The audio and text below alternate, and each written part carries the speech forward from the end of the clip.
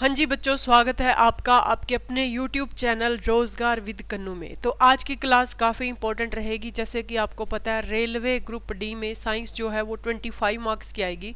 तो उसी को ध्यान में रखते हुए हम रेलवे के प्रीवियस ईयर कंसेप्ट जो हैं वो कर रहे हैं। तो इसी में सबसे पहला क्वेश्चन जो है वो क्या है भाई, विषाणु विज्ञान के पिता किसे कहा जाता है? Father of virology.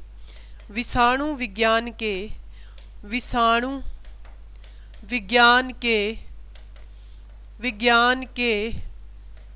पिता किसे कहा जाता है? विषाणु विज्ञान के पिता किसे कहा जाता है? तो देखो, विषाणु विज्ञान के पिता की बात करें, फादर ऑफ वायरोलॉजी की बात करें, फादर ऑफ वायरोलॉजी की अगर हम बात करें तो विषाणु विज्ञान के जो पिता हैं भाई वो कौन है? इवानोवस्की। ठीक है, विषाणुओं के अध्ययन को क्या बोलते हैं? विषाणु विज्ञान बोलते हैं। और जिनके जनक कहा जाता है इवानोवस्की को। किसको कहा जाता है भाई? इवानोवस्की को कहा जाता है। विषाणुओं से, वायरस से बहुत सारे रोग जो हैं वो हो जाते हैं। इन्हीं में एक रोग है, आपसे पूछा जाए हाइड्रोफोबिया रोग जो है वो किसके काटने से होता है? हाइड्रोफोबिया रोग, ठीक है, हाइड्रोफोबिया रोग जो है वो किसके काटने से होता है? तो बच्चे, हाइड्रोफोबिया डिजीज जो है यह कुत्ते के काटने से हो जाता है। किसके काटने से हो जाता है? कुत्ते के काटने से हाइड्रोफोबिया रोग जो है वो हो जाता है। किसके काटने से भाई? कुत्ते के काटने से हाइड्रोफोबिया रोग जो है वो हो जाता है। क्लियर है इतनी बात? ठीक है, अब नेक्स्ट है जी, आपसे पूछा जाए क्वेश्चन बहुत इंपॉर्टेंट है। अभी हाइड्रोफोबिया रोग है ना, मेनली इसमें पानी से डरने लग जाता है इंसान। किससे डरने लग जाता है? पानी से डरने लग जाता है। क्लियर इतनी बात? एक क्वेश्चन है, रक्त का थक्का न जमना एक रोग है। रक्त का थक्का न जमना, रक्त का थक्का न जमना एक रोग है। तो रक्त का थक्का न जमना भाई है क्या? ब्लड क्लॉट न बनना। अगर हम सिंपली बात करें तो हम देखेंगे कि ब्लड क्लॉट का न बनना, ठीक है, क्या भाई? ब्लड क्लॉट न बनना, ठीक है, रक्त का थक्का न बनना या फिर जमना या ब्लड क्लॉट ना बनना। अगर किसी इंसान को चोट लग जाती है, चोट लगने के बाद बहुत देर तक उसका खून बहता रहता है, तो इसका मतलब ये है कि उसको एक बीमारी है। और इस बीमारी का नाम जो है वो क्या है भाई? क्या है भाई? हीमोफीलिया। क्या है उस बीमारी का नाम? उस बीमारी का नाम है भाई हीमोफीलिया। हीमोफीलिया जो है बच्चे ये एक जेनेटिक रोग है। क्या है हीमोफीलिया? हीमोफीलिया एक जेनेटिक डिजीज है। कैसा डिजीज है भाई? जेनेटिक रोग है। जेनेटिक रोग का मतलब क्या है? यह एक आनुवांशिक रोग है। कैसा रोग है भाई? यह एक आनुवांशिक रोग है। हीमोफीलिया एक आनुवांशिक रोग है। कैसा रोग है? आनुवांशिक रोग है, जेनेटिक डिजीज है। ठीक है, आनुवांशिक रोग है, जेनेटिक डिजीज है।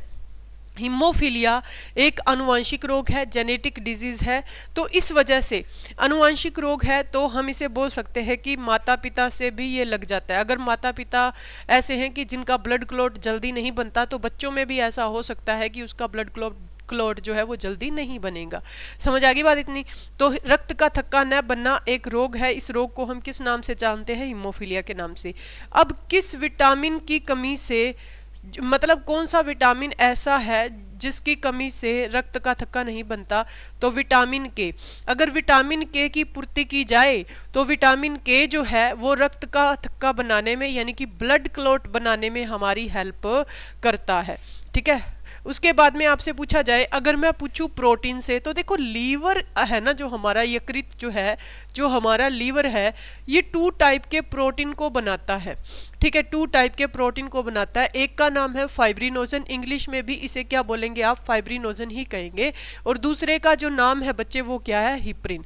दूसरे का जो नाम है बच्चे वो क्या है? हिप्रिन। एक का नाम है फाइब्रिनोजन और दूसरे का नाम क्या है भाई? हिप्रिन। तो फाइब्रिनोजन क्या करता है? यह रक्त का थक्का बनाता है। यह क्या बनाता है? रक्त का थक्का, ब्लड क्लॉट बनाने का काम करता है। कौन? ब्लड क्लॉट बनाने का काम करता है। कौन करता है? फाइब्रिनोजन जो है ब्लड क्लॉट बनाने का काम करता है। अब यहाँ पे देखो हिप्रिन का क्या काम है। देखिए, अगर ह्यूमन बॉडी में शरीर के अंदर चोट लगी है तो हमारा क्या होता है? खून जम जाता है। यानी कि हमारे शरीर के अंदर चोट लग गई, मान लीजिए सिर के अंदर चोट लग जाए तो वो बहुत ज़्यादा घातक बीमारी हो जाती है अगर खून जम जाए तो, है ना। तो उसी टाइप से अगर बाहर चोट लगती है तो खून निकलता है, जैसे स्किन पे चोट लगी तो खून निकलेगा, लेकिन अगर अंदर चोट लग जाती है तो खून जमता है और हम उसे जमने से रोकते हैं। ठीक है, तो आपसे पूछा जाए शरीर के अंदर रक्त को जमने से कौन रोकता है?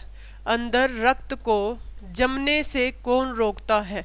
शरीर के अंदर रक्त को जमने से कौन रोकता है, ऐसा पूछा जाए आपसे। तो देखो शरीर के अंदर रक्त को जमने से कौन रोकता है, आंसर क्या आएगा? हिप्रिन जो है ये एक ऐसा प्रोटीन है जो शरीर के अंदर रक्त को जमने से रोकता है। फाइब्रिनोजन ऐसा है जो रक्त को जमाता है यानी कि ब्लड क्लॉट बनाता है, और इन दोनों का उत्पादन जो है, ये दोनों का निर्माण जो है ये लीवर करता है, यकृत करता है। समझ में आ गई इतनी बात? क्लियर? आपसे पूछा जाए यकृत से कौन सा रस स्रावित होता है? Which juice is secrete from liver? यकृत से कौन सा रस स्रावित होता है? यकृत से कौन सा रस स्रावित होता है? Which juice is secret from liver? तो यकृत से कौन सा रस स्रावित होता है भाई? यकृत से जो रस स्रावित होता है ना बच्चे, वो कौन सा होता है? कौन सा होता है भाई? यकृत से कौन सा रस स्रावित होता है? तो आप क्या बताएंगे? बाइल जूस, पीत रस। ठीक है, पीत रस यानी कि bile juice. Clear? Bile juice. Clear? Bile juice जो है वो कहाँ से स्रावित होता है? लीवर से स्रावित होता है। चलिएगा नेक्स्ट क्वेश्चन की बात करेंगे, और नेक्स्ट क्वेश्चन है जी हमारे पास में, जीवाणु विज्ञान के पिता किसे कहा जाता है? जीवाणु विज्ञान, ठीक है, जीवाणु विज्ञान के पिता किसे कहा जाता है? तो देखो जीवाणु विज्ञान के पिता, फादर ऑफ बैक्टीरियोलॉजी पूछ लिया जाए, फादर ऑफ बैक्टीरियोलॉजी पूछ लिया जाए हमसे, तो फादर ऑफ बैक्टीरियोलॉजी जो होते हैं जीवाणु विज्ञान के जो पिता हैं बच्चे, वो है ल्यूवेनहोक। ठीक है, ल्यूवेनहोक जीवाणु विज्ञान के पिता ल्यूवेनहोक को कहा जाता है। फादर ऑफ बैक्टीरियोलॉजी ल्यूवेनहोक को बोलते हैं। इवन ल्यूवेनहोक से एक क्वेश्चन और भी आता है, आपसे पूछा जाए सबसे पहले जीवित कोशिका की खोज, सबसे पहले जीवित कोशिका की खोज किसके द्वारा की गई? ठीक है, खोज किसके द्वारा की गई? अब यहाँ पे एक कंसेप्ट देखो, हम बात करते हैं कोशिका विज्ञान के पिता की, तो कोशिका विज्ञान के पिता किसे बोलते हैं भाई? रॉबर्ट हुक को बोलते हैं। ठीक है, फादर ऑफ साइटोलॉजी, कोशिका विज्ञान के पिता। ठीक है, हम क्या बोलते हैं? कोशिका विज्ञान के पिता यानी कि फादर ऑफ साइटोलॉजी जो कहा जाता है वो रॉबर्ट हुक को कहा जाता है। अब ऐसा क्यों होगा भाई? ऑब्वियस सी बात है कि इसने सबसे पहले किसकी खोज की होगी? कोशिका की खोज की होगी रॉबर्ट हुक ने। लेकिन रॉबर्ट हुक ने 1665 में जिस सेल को डिस्कवर किया था, वो सेल जो थी वो कैसी थी बच्चे? वो निर्जीव सेल थी। कैसी थी? निर्जीव थी, यानी कि हम कह सकते हैं वो नॉन लिविंग थी, या डेड सेल आप इसको बोल सकते हो। अगर मैं यहाँ पे बात करूं कि देखो इस रॉबर्ट हुक को कोशिका विज्ञान के पिता बोल दिया क्योंकि ये निर्जीव कोशिका की, लेकिन की तो सबसे पहले इसने थी ना। लेकिन पूछा जाए कि सबसे पहले जीवित कोशिका यानी कि लिविंग सेल को किसने डिस्कवर किया? क्या पूछा जाए कि सबसे पहले लिविंग सेल को किसने डिस्कवर किया? तो नाम किसका आएगा? ल्यूवेनहोक का। जीवित कोशिका की खोज जो है वो 1674 में किसके द्वारा की गई थी? ल्यूवेनहोक के द्वारा की गई थी। किसके द्वारा की गई थी भाई? ल्यूवेनहोक के द्वारा की गई थी। उसके बाद चलते हैं नेक्स्ट क्वेश्चन में। नेक्स्ट क्वेश्चन भी बहुत ज़्यादा इम्पोर्टेंट है भाई, और इम्पोर्टेंट क्वेश्चन क्या है? गन्ने में कौन सी शर्करा पाई जाती है? क्वेश्चन है गन्ने में शुगर केन में गन्ने में कौन सी शर्करा यानी कि शुगर पाई जाती है? ठीक है, शुगर पाई जाती है। गन्ने में कौन सी शर्करा पाई जाती है? तो बच्चे गन्ने में जो शुगर पाई जाती है, गन्ने में जो शर्करा पाई जाती है ना, गन्ने में कौन सी शुगर होती है भाई? सुक्रोज। ठीक है, सुक्रोज होती है, तो इंग्लिश में भी इसे सुक्रोज ही कहा जाएगा। ठीक है, सुक्रोज पाई जाती है। जितनी भी शर्कराएं हैं, जितनी भी शुगर्स हैं, जितनी भी शर्कराएं हैं, जितनी भी शुगर्स हैं, वो किसकी फॉर्म में आती हैं भाई? कार्बोहाइड्रेट की, जिनसे हमें क्या मिलती है? ऊर्जा मिलती है, यानी कि जिनसे हमें एनर्जी मिलती है। जैसे कि मैंने बोला कि दूध में कौन सी शर्करा होती है, मिल्क में कौन सी होती है, तो आप बताते हो लैक्टोज होती है।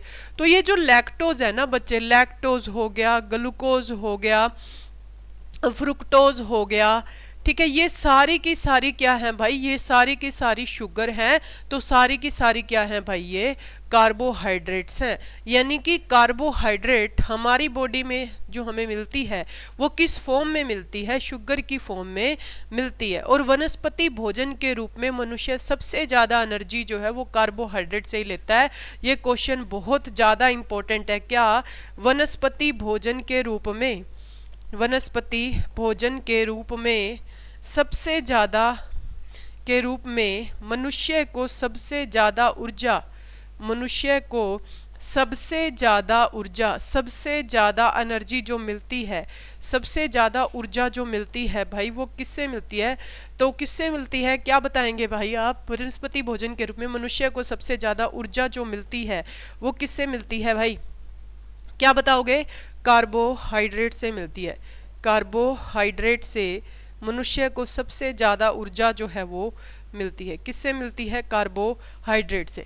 वनस्पति भोजन के रूप में मनुष्य को सबसे ज़्यादा ऊर्जा जो मिलती है वो किस रूप में मिलती है? कार्बोहाइड्रेट के रूप में मिलती है। उसके बाद चलते हैं नेक्स्ट क्वेश्चन की बात करते हैं। नेक्स्ट क्वेश्चन है भाई, ध्वनि का वेग सर्वाधिक कहाँ पर होता है?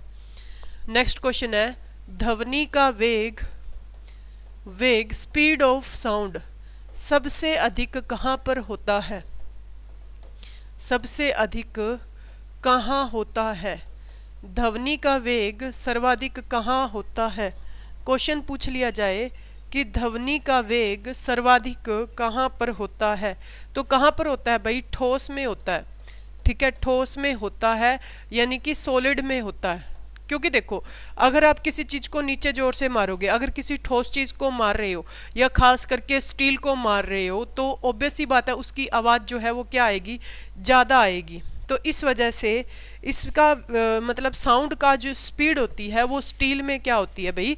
ज़्यादा होती है। उसी टाइप से एक क्वेश्चन और आता है कि प्रकाश की चाल सबसे अधिक कहाँ होती है? प्रकाश की चाल, स्पीड ऑफ लाइट, सबसे अधिक कहाँ पर होती है? ठीक है, तो सबसे अधिक होती है भाई निर्वात में, यानी कि वैक्यूम में। निर्वात यानी कि वैक्यूम में। ठीक है, स्पीड ऑफ लाइट जो है वो सबसे अधिक होती है वैक्यूम में, यानी कि जहाँ पर कोई मीडियम नहीं होता, ना ही हवा होती है ना ही पानी होता है। ठीक है, बिल्कुल फ्री स्पेस हो, तो वहाँ पर स्पीड ऑफ लाइट ज़्यादा होती है। कितनी होती है? 3 × 10⁸ मीटर पर सेकंड। ठीक है, 3 × 10⁸ मीटर पर सेकंड। अच्छा, प्रकाश की चाल को सबसे पहले किसने मापा था? तो आप बताएंगे रोमर नाम के साइंटिस्ट ने मापा था। प्रकाश की चाल को सबसे पहले, स्पीड ऑफ लाइट को सबसे पहले किसने मेजर किया था? रोमर नाम के साइंटिस्ट ने किया था। ठीक है, क्लियर है इतनी बातें? होप सो आपको सारी चीज़ें बहुत अच्छे से समझ में आई होंगी।